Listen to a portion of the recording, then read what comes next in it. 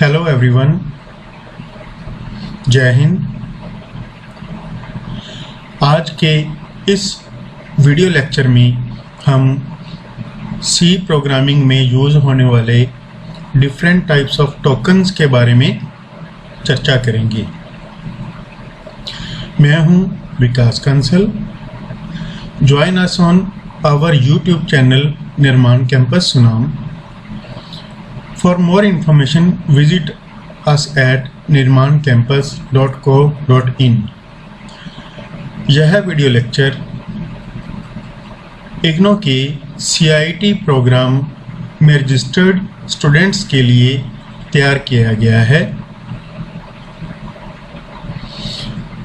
इसे तैयार करने में इग्नो स्टडी सेंटर बाई 81 निर्माण कैंपस का महत्वपूर्ण रोल है। यह लेक्चर विद्यार्थियों की सुविधा के लिए लॉकडाउन के दौरान उन्हें ऑनलाइन स्टडी प्रदान करने का एक कोशिश की गई है। प्लीज़ हमारे YouTube चैनल को लाइक एंड सब्सक्राइब करना ना भूलें। आज का टॉपिक शुरू कर रहे हैं हम। Basic building blocks of C. Learning C is similar to learning any natural language. C को सीखना भी उसी तरह है जिस तरह हम किसी भी natural language like Hindi, Punjabi, English वगैरह को सीखते हैं। Instead of straight away learning how to write programs, we must first know about the character set of C। बजाय इसके कि हम सीधा प्रोग्राम बनाना सीखें, सबसे पहले हमें C के करैक्टर सेट को सीखना पड़ेगा। करैक्टर सेट में वो सारे करैक्टर्स होते हैं जिनसे हम प्रोग्राम में कोई भी शब्द बना सकते हैं, कोई भी इंस्ट्रक्शंस दे सकते हैं। जब हमें करैक्टर सेट का पता चल गया तब हम सीखेंगे टोकन्स बनाना, क्योंकि टोकन्स होते हैं जो सी के अलाउड करैक्टर्स से मिलके ही बनते हैं। फाइनली टोकन्स को कंबाइन करके हम इंस्ट्रक्शंस बनाना सीखते हैं। फिर ग्रुप ऑफ इंस्ट्रक्शंस को कंबाइन करके सी के प्रोग्राम बनाने सीखेंगे। How to learn any language. यहाँ पे हम एक एनालॉजी लेंगे जिसमें हम इंग्लिश लैंग्वेज को कैसे सीखते हैं और उसी के कंपैरेटिव सी लैंग्वेज को कंपेयर करते हुए कैसे सीखेंगे। जैसे इंग्लिश लैंग्वेज को सीखने के लिए सबसे पहले हम उसका करैक्टर सेट सीखते हैं। भाव उस लैंग्वेज में, इंग्लिश लैंग्वेज में कौन कौन से अल्फ़ाबेट्स हैं जो हमें सीखने पड़ेंगे किसी भी वर्ड को बनाने के लिए। जैसे इंग्लिश में ए से जेड तक कैपिटल लेटर या स्मॉल लेटर, इससे उसका करैक्टर सेट बनता है। अगर आपने किसी को इंग्लिश सिखानी है तो सबसे पहले आप उसे character set means A to Z सभी सिंबल्स सिखाओगे या बताओगे। कैपिटल ए टू जेड भी बताओगे और स्मॉल ए टू जेड भी बताओगे। जब स्टूडेंट को करैक्टर सेट की, अल्फ़ाबेट्स की नॉलेज होगी इंग्लिश की, तब आप उसे वर्ड्स बनाना सिखाएंगे जो कि इन करैक्टर से मिलकर ही बनेंगे।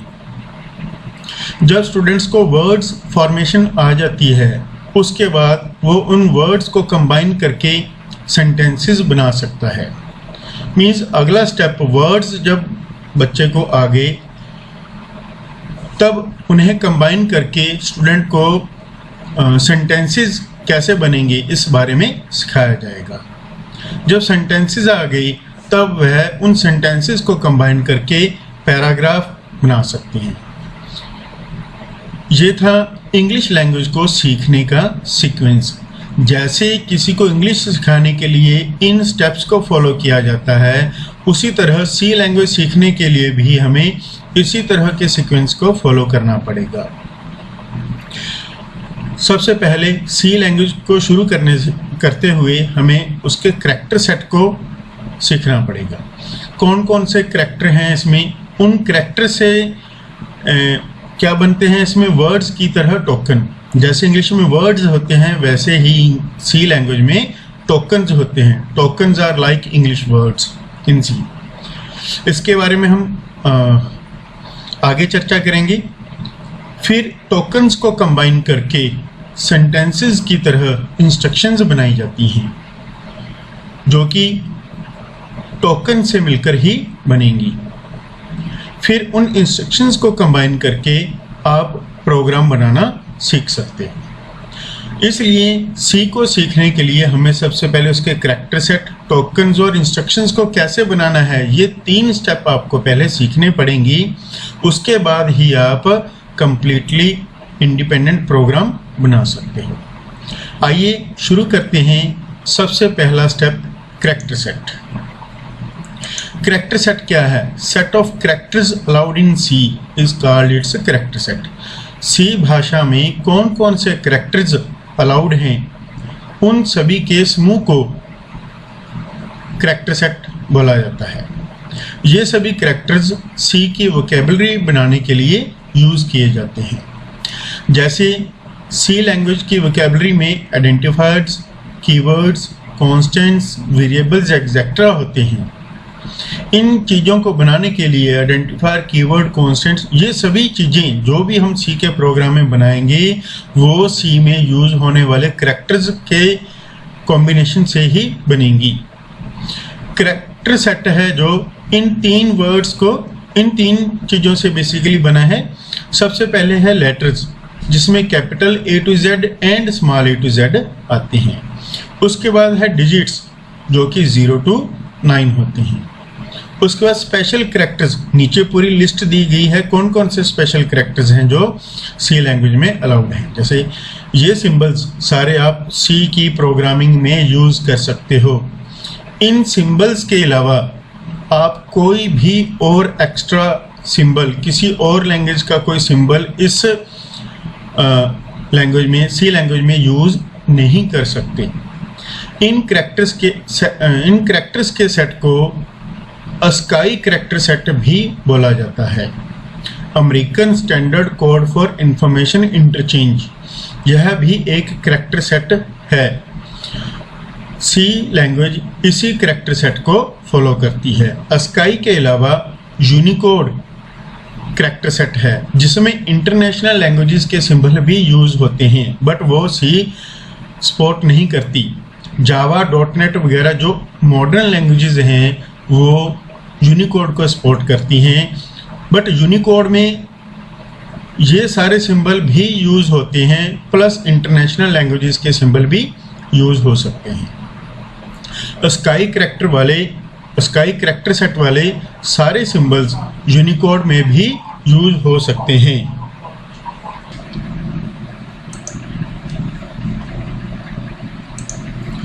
आइए करैक्टर सेट की जानकारी के बाद हम टोकन्स की शुरुआत करें। जैसे कि इंग्लिश के साथ कंपेयर करते हुए मैंने आपको बताया था, टोकन्स वर्ड्स होती हैं, वर्ड्स की तरह होती हैं। Natural languages such as English, Hindi and Punjabi etcetera have its own set of tokens. These tokens are the words and punctuation marks. कोई भी नेचुरल भाषा है जैसे हिंदी, इंग्लिश, पंजाबी वगैरह, सभी के अपने अलग अलग टोकन्स होते हैं। यह token words and punctuation marks के रूप में पाए जाते हैं। सिमिलरली इसी तरह से in C language smallest individual elements such as keywords, literals, identifiers, operators, strings and special symbols are also called tokens of C.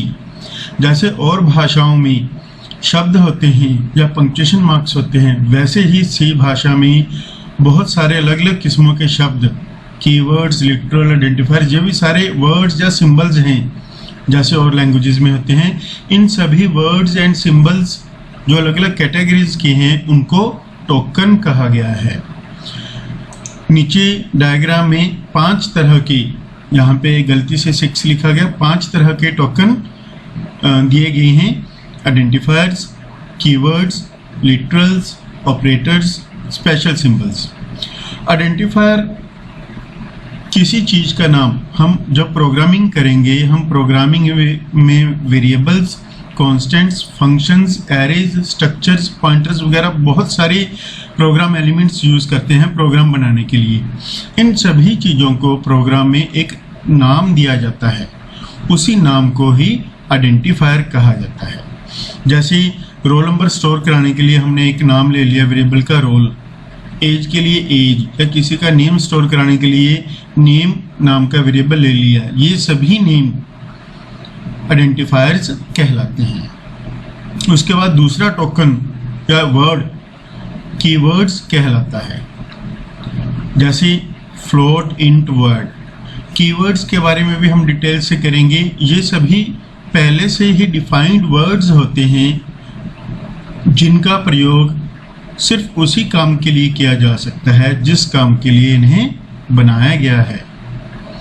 Literals, ये फिक्स वैल्यूज होती हैं, कोई भी वैल्यू जैसे 3.14, 100, ए, हेलो, एक्सेट्रा।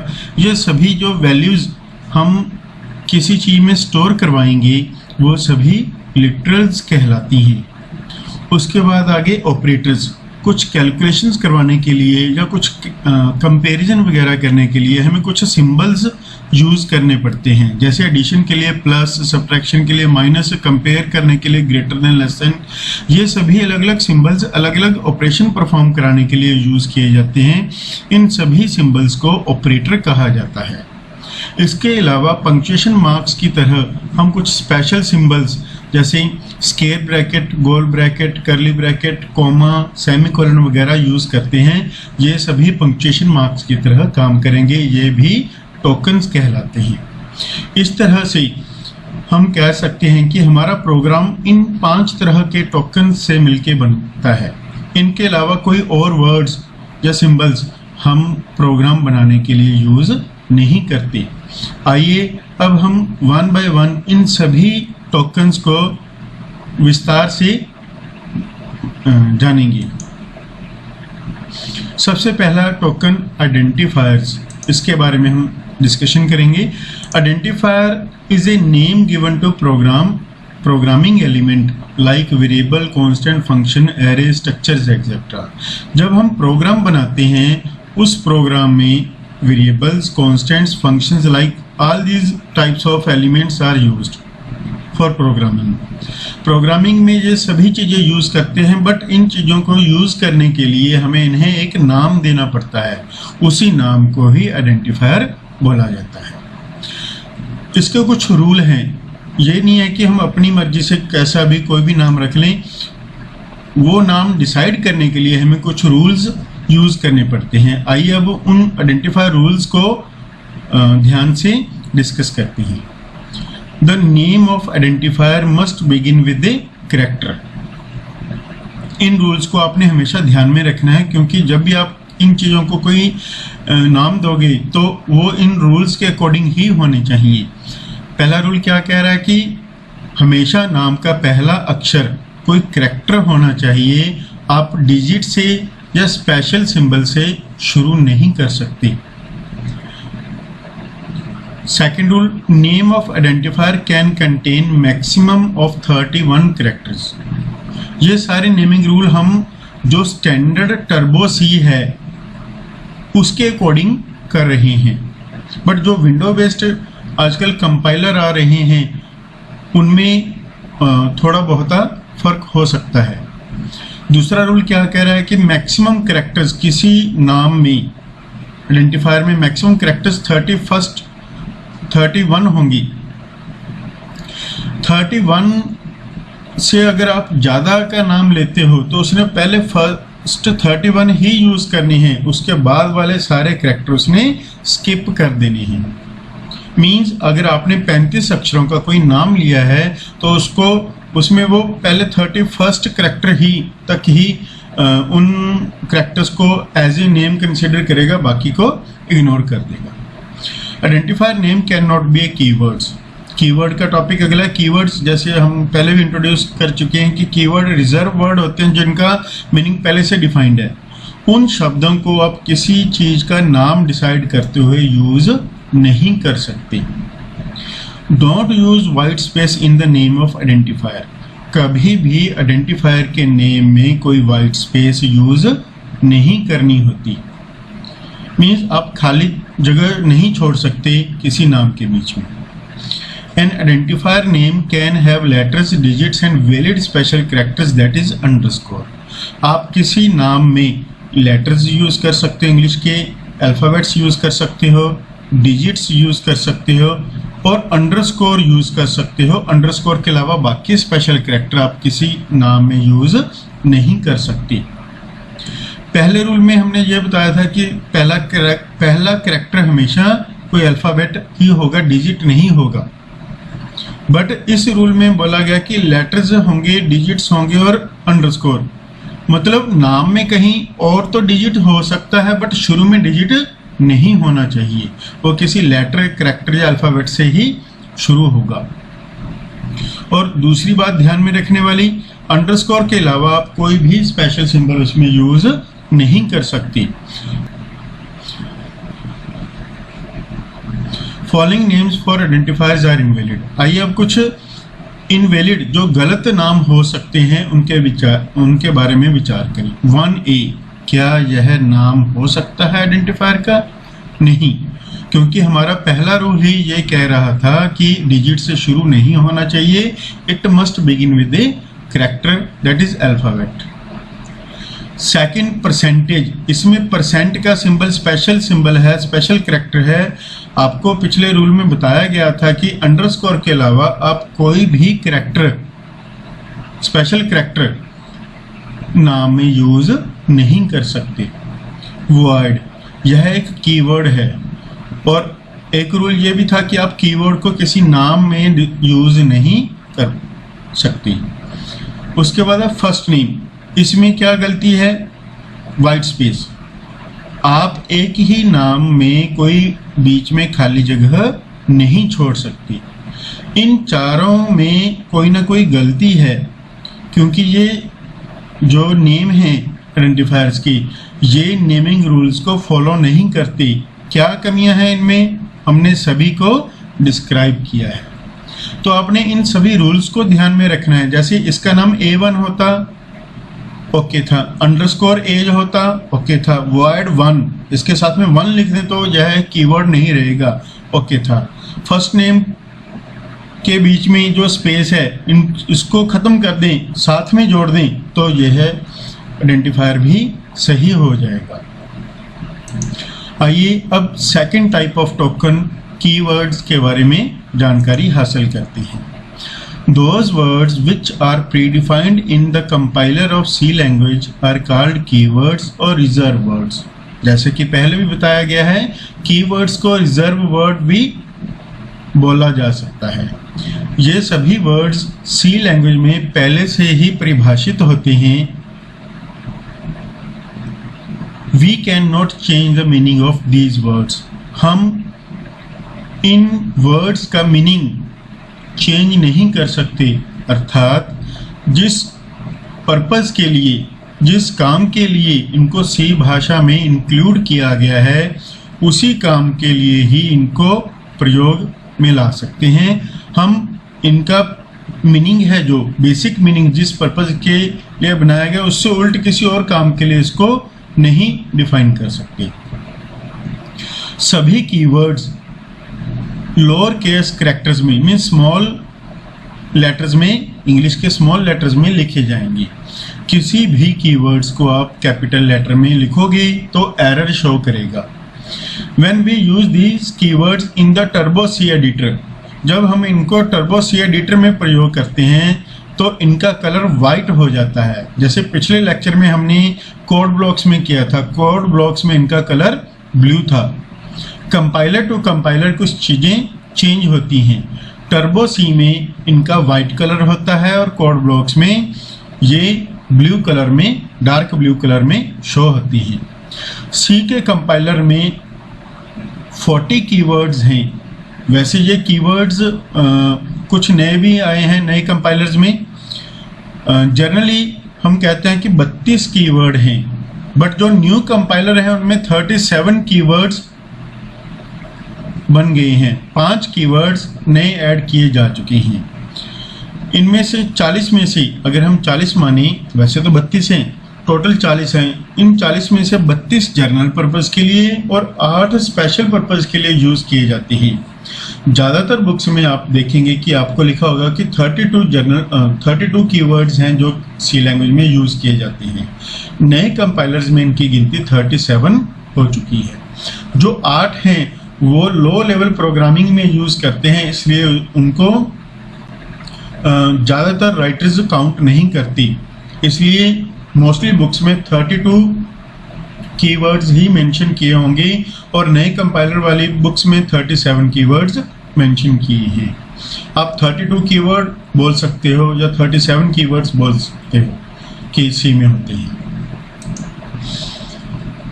अब कौन कौन से कीवर्ड्स हैं उनकी लिस्ट।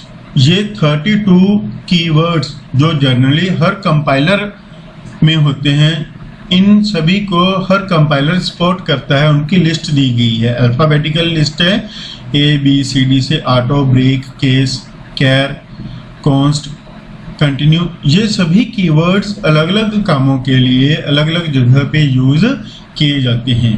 इनमें से काफ़ी सारे कीवर्ड हम जैसे जैसे सी की प्रोग्रामिंग के चैप्टर्स में आगे बढ़ेंगे हम डिस्कस करते रहेंगे। आइए अब थर्ड टाइप ऑफ टोकन है लिटरल्स, इसके बारे में चर्चा करते हैं। Literals are also called constant values. Fixed values होती हैं जो फिक्स्ड वैल्यूज, जैसे रोल नंबर की वैल्यू 5 है, 5 क्या है, कांस्टेंट वैल्यू है जो फिक्स्ड वैल्यू है जो रोल नंबर में स्टोर कराई गई है। That fixed value is called literal. These are the fixed values that are normally assigned to variables। ये आमतौर से फिक्स्ड वैल्यूज होते हैं जो वेरिएबल्स वगैरह में स्टोर करवाई जाती हैं सी के प्रोग्राम बनाते हुए। ये कांस्टेंट वैल्यूज हैं जो वो 2 कैटेगरीज में डिवाइड की जा सकती हैं, numeric literals and character literals. Values अलग अलग तरह की होती हैं। आइए अब हम इन सभी तरह के लिटरल्स का इंट्रोडक्शन देखें। टाइप्स ऑफ लिटरल, जैसे कि बताया गया कि न्यूमेरिकल और कैरेक्टर 2 तरह के होते हैं। न्यूमेरिकल लिटरल आगे फर्दर 2 टाइप्स के हो सकते हैं, इंटीजर लिटरल्स, रियल लिटरल्स। ये कुछ एग्जांपल हैं इंटीजर वैल्यूज की, प्लस, 0, माइनस और बिना साइन की। मीन्स इंटीजर लिटरल्स में बिना पॉइंटों वाली वैल्यू होती है और साथ में आप प्लस माइनस का सिंबल अपनी ज़रूरत अनुसार यूज़ कर सकते हो। अगर आपने कोई सिंबल यूज़ नहीं किया तो वह पॉजिटिव वैल्यू मानी जाती है। रियल लिटरल्स में फ्रैक्शनल पार्ट भी होता है, जबकि इंटीजर लिटरल में फ्रैक्शनल पार्ट नहीं होता। इसमें आप प्लस माइनस सिंबल के अलावा डॉट सिंबल भी, डेसिमल सिंबल भी यूज़ कर सकते हैं।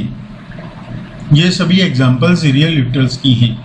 मीन्स अगर आप पॉइंटों के साथ वैल्यू स्टोर करा रही हैं तो रियल लिटरल होते हैं, बिना पॉइंटों की कोई वैल्यू स्टोर कराना चाहते हैं तो उस वैल्यू को इंटीजर लिटरल बोला जाएगा। सिंगल कैरेक्टर लिटरल्स, इसमें आप एक सिंगल कैरेक्टर कीबोर्ड से, वह कैरेक्टर कोई अल्फ़ाबेट भी हो सकता है कैपिटल या स्मॉल में, कोई स्पेशल सिंबल भी हो सकता है, कोई डिजिट भी हो सकता है, इन सभी को हम सिंगल कोट्स में, सिंगल कॉमा में लिखेंगे। सिंगल कैरेक्टर में आप एक से ज़्यादा कैरेक्टर सिंगल कॉमा में नहीं लिख सकते। Next is string literal. String literal में एक या एक से ज़्यादा कैरेक्टर हो सकते हैं, बट उनको डबल कोट्स में रखा जाएगा। जैसे कंप्यूटर शब्द यह मोर देन 1 कैरेक्टर से बना है, वैसे एक value PH:222 something more than 1 character, ये सिंगल अल्फ़ाबेट है, ये सिंगल कैरेक्टर है, बट डबल कोट में होने के कारण यह स्ट्रिंग कहलाएगा। अगर इसी M को सिंगल कोट में लिख दें तो वह सिंगल कैरेक्टर लिटरल कहलाएगा। किसी का नाम जैसे राम सिंह, यह भी एक स्ट्रिंग लिटरल है। तो स्ट्रिंग लिटरल के लिए वैल्यू को डबल कॉमा में लिखना जरूरी है, सिंगल कैरेक्टर लिटरल के लिए वैल्यू को सिंगल कॉमा में लिखना जरूरी है, जबकि इंटीजर या रियल लिटरल्स के लिए कोई भी कॉमा आवश्यक नहीं होता। आइए अब फोर्थ टाइप ऑफ टोकन के बारे में डिस्कस करें। फोर्थ टाइप ऑफ टोकन है हमारा operators. Operators are the symbols which are used to perform some mathematical or logical operations. Operators वो symbols होते हैं जिनकी सहायता से हम कोई logical operation या mathematical operation, कोई calculation वगैरह करवाते हैं, उन सभी symbols को operators बोला जाता है।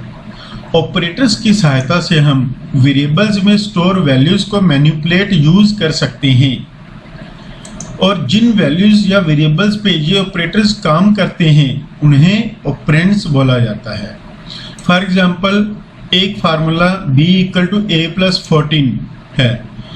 इस फार्मूले को वैसे सी लैंग्वेज में एक्सप्रेशन बोल दिया जाता है, बट जनरली हम आम भाषा में इसे फार्मूला बोल सकते हैं। इस एक्सप्रेशन में b, a एंड 14 ये तीनों वैल्यूज हैं जिन पर कोई ऑपरेशन परफॉर्म किया जा रहा है। जैसे प्लस का काम a और 14 के ऊपर किया जा रहा है, a की वैल्यू जो भी होगी a में स्टोर, उसमें 14 ऐड हो जाएगा। इन दोनों के एडिशन के बाद जो वैल्यू है वो b में स्टोर हो जाएगी। तो इक्वल टू का काम इसका रिजल्ट b में स्टोर करना है, और प्लस का काम a और 14 को प्लस करना है। तो यहाँ पे जो ऑपरेशन हो रहा है a, 14 और b पर हो रहा है, और जो ऑपरेशन परफॉर्म हो रहा है वो प्लस और इक्वल टू कर रहे हैं, इसलिए b, a एंड 14 ऑपरेंड्स कहलाएंगे, जबकि इक्वल टू प्लस ये दोनों ऑपरेटर्स हैं।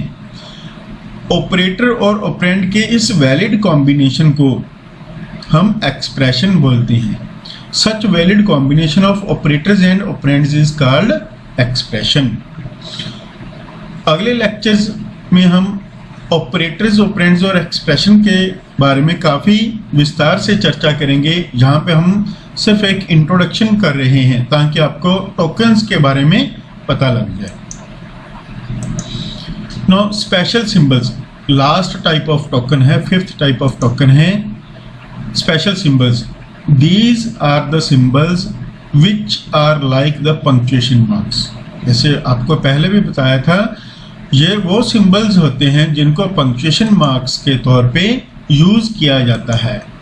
Each symbol is use to denote something special in the program. इन सभी सिंबल्स को एक खास पर्पस के लिए प्रोग्राम में यूज किया जाता है। सभी सिंबल किसी न किसी खास पर्पस को डिनोट करते हैं। फॉर एग्जाम्पल, सेमीकोलन सिंबल है जो वो स्टेटमेंट को या इंस्ट्रक्शंस को टर्मिनेट करने के लिए यूज किया जाता है, जबकि स्क्वायर ब्रैकेट्स एरे को डिनोट करते हैं। जहाँ पे भी आप स्क्वायर ब्रैकेट की निशानी देखोगे, इट मीन्स वो एरे की बात हो रही है। और जहाँ पे पैरेंथेसिस देखोगे, वहाँ पर ज़्यादातर हम फंक्शंस की बात करते हैं। जैसे मेन फंक्शन की बात की थी, प्रिंटर फंक्शन की बात की थी, उनके साथ हमने पैरेंथेसिस, जिनको गोल ब्रैकेट भी बोला जाता है, प्रयोग की थी। ब्रेसिस, ये भी हमने मेन फंक्शन की बॉडी को डिफाइन करने के लिए, ग्रुपिंग को डिफाइन करने के लिए, जब हम मोर देन वन इंस्ट्रक्शन को एक ग्रुप के तौर पे शो करवाना चाहते हैं, तब हम इन करली ब्रैकेट्स, इनको ब्रेसिस बोला जाता है, का प्रयोग करते हैं। इस तरह से और भी बहुत सिंबल हैं जिनको अलग अलग कामों के लिए प्रयोग में लाया जा सकता है। हमारी ज़रूरतों पर डिपेंड करता है कि हमने कौन सा सिंबल कहाँ पे यूज़ करना है। ये था basic building blocks of C language. अगले लेक्चर में हम इंस्ट्रक्शंस बनाना सीखेंगे। तीसरा स्टेप, टोकन्स को मिलाकर कैसे इंस्ट्रक्शंस बनाई जा सकती हैं, या और कौन से टॉपिक्स हम प्रोग्राम में यूज़ करेंगे, उनके बारे में हम आने वाले वीडियो लेक्चर में डिस्कस करेंगे। आज के लिए इतना ही, धन्यवाद।